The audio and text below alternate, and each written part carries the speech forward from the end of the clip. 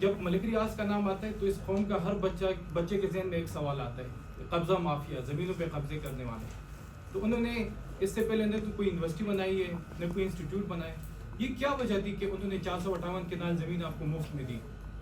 اور اس کی وجوہات کیا تھی کہ قبضہ مافیا سے ایک اتنے بڑے کاز کے لیے آپ نے قبضہ مافیا سے زمین لی، اور قبضہ مافیا نے آپ کو فری میں زمین دی جو اس سے پہلے قبضے کرتا تھا؟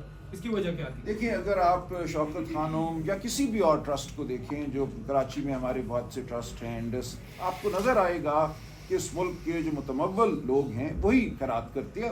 ہم بھی کرتے ہیں جو ہم اتنے متمول نہیں ہیں، لیکن بڑی خیرات جو ہے وہ متمول لوگوں کی جانب سے ہی آتی ہے. اب ایک خیراتی ادارہ جو ہے وہ ہر شخص کی وہ ذاتیات یا اس کی زندگی کو نہیں پھرولتا. ایک شخص کہہ رہے ہیں میں بلڈر ہوں، میں کنسٹرکٹر ہوں، میں جلدی بلڈنگ بھی بنا دوں گا، زمین بھی میں لے دیتا ہوں، تو کوئی آر نہیں تھا اس سے یہ زمین لینے میں یا بلڈنگ بنوانے میں، کیونکہ اپنی ذات کے لیے تو وہ نہیں لے رہے، وہ ایک یونیورسٹی مفاد عامہ کے لیے کام کرا رہی ہیں. کوئی بھی شخص اگر مفاد عامہ کے لیے زندگی کے کسی بھی دور میں کام کرنا چاہے تو میں تو اس کو منع نہیں کروں گا. اگر وہ کہتا ہے کہ ہاں میں نے بہت پیسہ کما لیا، اب میں کوئی اچھا کام کرنا چاہتا ہوں، تو فبیا کرے. میں اس کا یہی جواب دوں. بلاول ہاؤس بنانے کے لیے زمین نہیں لی گئی تھی، یہ القادر ٹرسٹ کے لیے. جی، ان کیسز جو ہے وہ ہائی کورٹ سے اڑ گئے ہیں وہاں پہ. اب چوتھے کا بھی یہ سب سے کمزور فیصلہ ہے. یہ آپ صورتحال جو آرگومنٹ آپ ادھر کرتے ہیں سیم وہ آرگومنٹ ہائی کورٹ کے اندر ہوتے ہیں. کیا وجہ ہے کہ وہاں پہ جو ججز ہیں اور ان میں سے آپ ہائی کورٹ میں بھی آ گئے ہیں، تو آپ کیا سمجھتے ہیں یہ کہاں پہ کمزوری ہے؟ اور جو کہا جا رہا ہے ضد اور انا سے آگے نکلے، وہ کس کو کہتے ہیں آپ؟ دیکھیں، جو بھی اس نظام کے کرتے دھرتے ہیں، جو اسلام آباد ہائی کورٹ کے 6 جج صاحبان نے خط لکھا، جو ان پہ حاوی ہونے کی کوشش کر رہے تھے، ہم انہی سے بات کر رہے ہیں اور باقی تمام سے بھی کر رہے ہیں. کہ ضد اور انا ججز کو کہہ رہے ہیں کہ ججز سے فیصلہ کروانے والوں سے کہہ رہے ہیں؟ سب میں یہ معاملہ ہے. ججز تو بیچارے ہم سمجھتے ہیں کہ دباؤ میں ہیں، لیکن جو دباؤ ڈالنے والے ہیں ہم ان سے التجا کر رہے ہیں کہ یہ دباؤ ڈالنا ہمارے نظام پہ ختم کریں تاکہ شرافت اور آئین اور قانون کے مطابق بات ہو. دیکھیں، یہ فیصلہ آپ دیکھیں گے اگلے چند دنوں میں. جو گزارشات میں نے آپ کے سامنے رکھی ہیں یہ عدالت میں بھی رکھی گئی ہیں، لیکن ان کا اس فیصلے میں ذکر نہیں ہوا، کیونکہ اگر ان کا ذکر ہو جائے تو پھر فیصلہ دینا ممکن نہیں تھا. سلمان صاحب، اس طرح القادر ٹرسٹ کیس کا فیصلہ ہمارے سامنے ہے. جس جج نے یہ فیصلہ دیا تھا 2004 میں سپریم کورٹ نے اس کو مس کرنے کا جو وہ تھا، اس سے بانی چیئرمین کو آپ لوگوں نے آگاہ نہیں کیا. کور کمیٹی میں بھی اس حوالے سے بات ہوئی. یہ بتائیے گا کہ وجہ کیا تھی کہ بانی چیئرمین کو بتایا نہیں، پارٹی کو اعتماد سے نہیں لیا، پارٹی کو دوسرے حوالے سے نہیں بتایا گیا؟ اور دوسرا جو میرا سوال ہے وہ یہ ہے کہ اتنا بڑا فیصلہ یا پاکستان کی جانب سے کوئی پروٹیسٹ نہیں کیا گیا، اس حوالے سے اسٹریٹ پاور کا بھی مظاہرہ نہیں کیا گیا. سپلیمنٹری اسی کا لے لیجیے گا کہ جب فیصلہ آیا تھا تو اس میں یہ کہا جا رہا تھا کہ صاحبات جو کہ وومن ونگ کی لیڈ بھی کرتی ہیں، وہ خود وہاں پہ نہیں تھی. وہاں پہ کافی جو وکلاء تھے وہ شکوہ کر رہے تھے کہ آپ آتی لیڈ کرتی، فیصلہ آیا تھا بڑا فیصلہ، احتجاج کرتی، تو اس میں ایک بڑی ایک ڈرا بیک سمجھا جا رہا ہے. ایسا نہیں، دیکھیں، فیصلہ جو ہے جس طریقے سے دیا گیا، 2 دفعہ اس کو مؤخر کیا گیا، اس دن مجھے نہیں آنے دیا گیا اندر. دیکھیں، پچھلے 2 سال سے میں مقدمات میں ہوں، پارٹی میں ایک میرا عہدہ بھی ہے. جب ان کا دل ہوتا ہے مجھے آنے دیتے ہیں، جب دل نہیں ہوتا نہیں آنے دیتے. تو یہ بھی ایک معاملہ چل رہا ہے کہ عدالت میں کس کو رسائی ملتی ہے، کس کو رسائی نہیں ملتی. لیکن دیکھیں، یہ اسٹریٹ پروٹیسٹ واحد پروٹیسٹ نہیں ہوتی. سب سے بڑی میں سمجھتا ہوں پروٹیسٹ وہ ہے جو اخلاقی سطح پہ کی جائے، اور وہ ہم کر رہے ہیں آپ کے سامنے. اگر آپ کے ذہن اور آپ کی روح کو ہم چھو لیتے ہیں تو یہ سب سے بڑا مارکا ہوگا. ہم یہی کرنا چاہتے ہیں، اس کا موقع بھی آئے گا. لیکن اس وقت میں سمجھتا ہوں یہ بات جو ہے فکری بات ہے. ایک فیصلہ آیا ہے نا، ایک تحریر آئی ہے، اس تحریر کے جھوٹ کو ہم نے آپ کے سامنے رکھنا ہے. اس جھوٹ کو سامنے رکھنے کے لیے ضرورت ہے کہ دلیل کی سطح پہ بات کی جائے. جو فیصلہ ہے اس کو آپ کے سامنے پڑھا جائے، اس کے مندرجات بیان کیے جائیں. تو یہ وہ دور ہے جس سے ہم گزر رہے ہیں. آگے اور کیا ہوگا، کس نوعیت کی پروٹیسٹ ہوگی، وہ ہم دیکھیں گے. جہاں تک 2004 کا معاملہ ہے، دیکھیں یہ 2004 کا ایک فیصلہ تھا. یہ ہمارے کچھ دوستوں کے علم میں تھا، کچھ کے علم میں نہیں تھا، میرے علم میں نہیں تھا. لیکن اس کو ہم اپیل میں اب بہت زور سے اٹھائیں گے کہ اس ملک میں کیا ہو رہا ہے. دیکھیے ہمارے الیکشن ٹریبیونل بھی جو انہوں نے بنائے ہیں, جو ریٹائرڈ ججز کو انہوں نے مقدمے دے دیے ہیں, جو ہماری الیکشن کی اپیلیں تھیں, اب یہ بات سامنے آ رہی ہے کہ ان میں وہ شامل ہیں لوگ جو پی سی او کے جج تھے, جن کے بارے میں سپریم کورٹ کہہ چکی ہے کہ ان کی تو اپوائنٹمنٹ وائڈ ایب انیشو ہے, ان کو کبھی جج تصور ہی نہیں کیا جائے گا. چن چن کے ایسے لوگوں کو عہدے دیے جا رہے ہیں, چن چن کے ایسے لوگوں کو ہمارے مقدمے دیے جا رہے ہیں جن کے بارے میں ہماری اعلیٰ عدالتیں ماضی میں کہہ چکی ہیں کہ یہ اہل نہیں ہے کہ یہ عدالت میں بیٹھے. بتائیے گا کہ ایک طرف ابھی گورنر صدر نے بھی بات کی کہ یہ عورت کارڈ کھیلا جا رہا ہے مختلف طریقوں سے, کبھی آپ کی پارٹی کے لیڈر اور کبھی ان کی مسز کے اوپر تہمات لگائی جاتی ہیں. پی ٹی آئی کے پاس 45 کے قریب ایم این ایز اس وقت موجود ہیں, پارلیمنٹ موجود ہے, عدالتیں موجود ہیں. ان سارے مدعوں کو لے کر عدالت میں کیوں نہیں جاتے؟ پریس کانفرنس یا ٹویٹس کرنے سے کیا ان کی جو تضحیق ہو رہی ہے وہ ختم ہو جائے گی؟ دیکھیے عدالتیں تو آپ کے سامنے ہیں نا, عدالتیں تو اس طرح کے فیصلے دیتی ہیں نا. ہم 2 سال لگائیں کسی ایسی عدالت کے سامنے, پھر اس کے بعد ہائی کورٹ سپریم کورٹ جائیں, وہ بھی ہم کرتے ہیں. ایسا نہیں ہے کہ ہم مقدمہ نہیں کرتے, توہین کا وہ یا حد تک کا وہ مقدمہ ہوتا ہے. لیکن اصل بات یہ ہے کہ ہم نے آپ کے سامنے شرافت کا جو مقدمہ ہے وہ پیش کرنا ہے. معاشرے کو ان اقدار کو اپنانا ہے, ان اقدار کی نفی کرنے والوں کو برا سمجھنا ہے. جی میں ATC اسلام آباد میں تھی, کیونکہ جتنے ناجائز قسم کے جھوٹے اس وقت کیسز بنائے جا رہے ہیں, تو کبھی ہم ایک عدالت میں ہوتے ہیں, کبھی دوسری عدالت میں ہوتے ہیں. جس وقت یہ فیصلے کا ٹائم تھا اس وقت ہم اپنی ضمانتیں جو ہیں وہ ATC اسلام آباد سے کنفرم کر رہے ہیں. سر اب تک یہ دیکھا ہے, لائر ہیں, آپ لائر ہیں, آپ آئین اور قانون کی بات کرتے ہیں, اس کے لیے ہمیں لڑتے ہوئے نظر آتے ہیں, اسٹرگل کرتے ہوئے نظر آتے ہیں.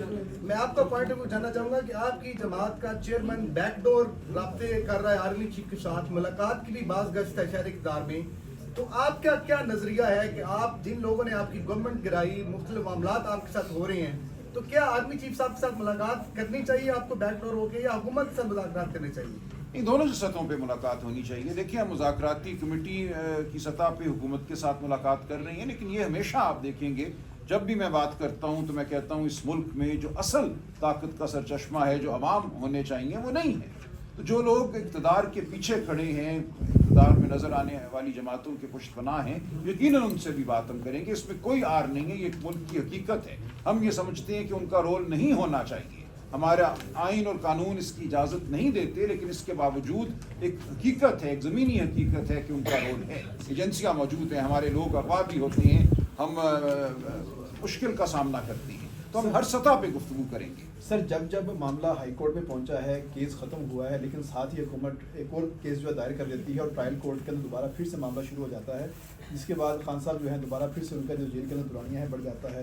تو اب آپ کو کیا لگتا ہے کہ اس کیس کے بعد خان صاحب باہر آ سکیں گے, یا حکومت کی جانب سے مزید کوئی کیس جو ہے وہ دائر کر دیا جائے گا اور خان صاحب کا دورانیہ جیل کے اندر مزید بڑھ جائے گا؟ دیکھیں آپ ٹھیک کہہ رہے ہیں, جھوٹے مقدمے بنانا تو کوئی مشکل کام نہیں. میرے اوپر 18 فوجداری مقدمے جو ہیں پچھلے 1 مہینے میں بن چکے ہیں. روز میں اٹھتا ہوں, مجھے پتہ چلتا ہے میں نے کہیں آگ لگا دی ہے, میں نے کہیں حملہ کر دیا ہے, تو یہ تو ہوتا رہتا ہے, ٹھیک ہے, ہوگا. لیکن میں یہ سمجھتا ہوں کہ ہم ان مقدموں کا فیصلہ سامنا کرتے رہیں گے, اور فیصلہ عوام کرے گی. کہ جب عوام کی طاقت کھڑی ہو جاتی ہے تو اس قسم کے بانڈے جو مقدمے ہیں, جو بانڈے فیصلے ہیں, ان کی تاریخ میں کوئی حقیقت نہیں رہتی, کوئی اہمیت نہیں رہتی. یہ بتا دیں کہ آپ نے اپنے پریس کانفرنس میں کہا کہ لندن میں کہا گیا کہ یہ پیسہ ریاست پاکستان کی امانت ہے, ان کو واپس جانا ہے.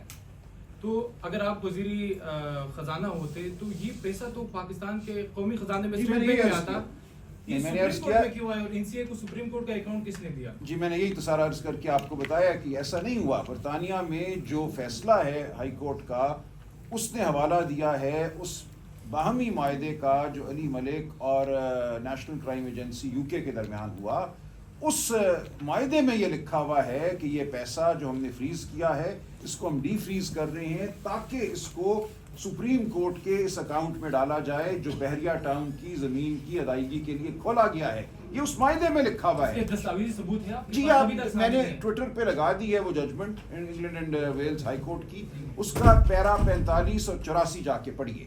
انہوں نے اس میں اس معاہدے کا حوالہ دیا, اور معاہدہ ہوا ہی یہ تھا, اس کا حکومت پاکستان سے کوئی تعلق ہی نہیں ہے.